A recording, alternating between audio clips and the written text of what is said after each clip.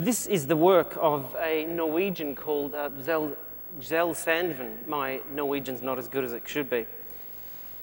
He spent 24 years of his life collecting images of letter forms that naturally occur on the wings of butterflies. He collected these over 30 countries, and he even developed a special lens for his camera to take these shots. Being a devout Christian, he stated that this quest, and he did call it a quest when I interviewed him, it was a quest of type, and I'm sure we all feel those every now and then, to reveal the beauty and the grace of God through letter forms, and that's kind of interesting. Then, of course, there's the story of Peg Entwistle, a very sad story. Peg Entwistle was an actress in the 1920s. Despite many attempts to find employment in films, she couldn't find any jobs at all. She became increasingly distraught over this, and one night, after a very long night of depressing and very heavy drinking, she climbed up Griffith Park, which is the park that leads up to the then Hollywood Land sign. Of course, it's now become just Hollywood. She walked up the hill and climbed up the maintenance ladder of the letter H and threw herself off the 45-foot letter H to her death. She is still the first person in history to have ever killed themselves using typography. In an absolute blast of irony, of course, about 2 weeks later, a letter arrived for Peg Entwistle saying that she's been employed as an actress playing a character who commits suicide. Very, very sad. The book that this came from, Fancy, explores that curious area where fact stops and fiction begins. Fancy contains 12 stories about typography and about how it affects the lives of others. Through the telling of our own stories, not the stories of our clients, whole new possibilities arise. As graphic designers, as creative people, we need to constantly be thinking about what is possible rather than what simply is around at this current stage in history.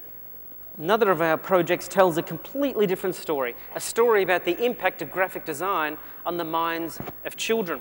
Rather than creating some sort of a hypothetical theory on what is the impact of graphic design on kids, I decided to take it to the children. So I ended up interviewing 600 school children individually, which took quite some time. I interviewed them from poor schools, from affluent schools, boys and girls aged between 7 and 15, which is a huge range.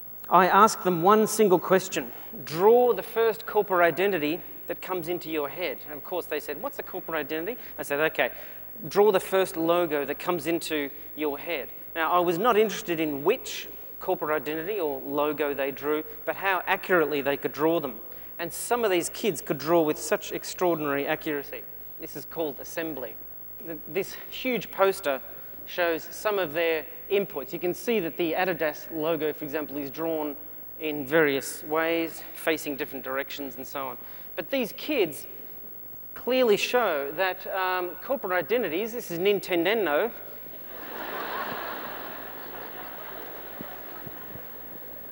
these kids understand what a corporate identity is all about. This kid understands what a logo looks like, even if he, adds a little bit more to it than they should. Okay.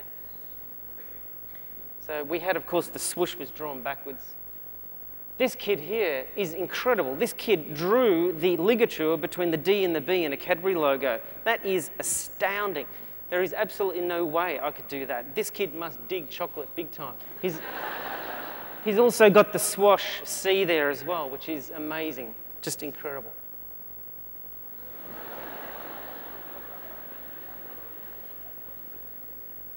This kid here had a fantastic logo. I did mark him down on his kerning, though, with a K, but that was all right. It's Ferrari.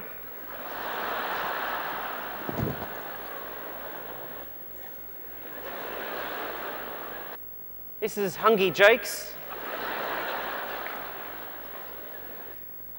This is a beautifully designed one with the corporate, with the copyright symbol, so they understand that logos are owned. This one here, this kid here understood the fundamentals of a Bedonia hairline serif, which is amazing. Calvin Klein. So why are we doing this? We're doing this because we want to tell stories, because at the absolute base level, graphic design, typography is about storytelling. Storytelling is the transmission of memory, and we should never, ever forget the importance of that.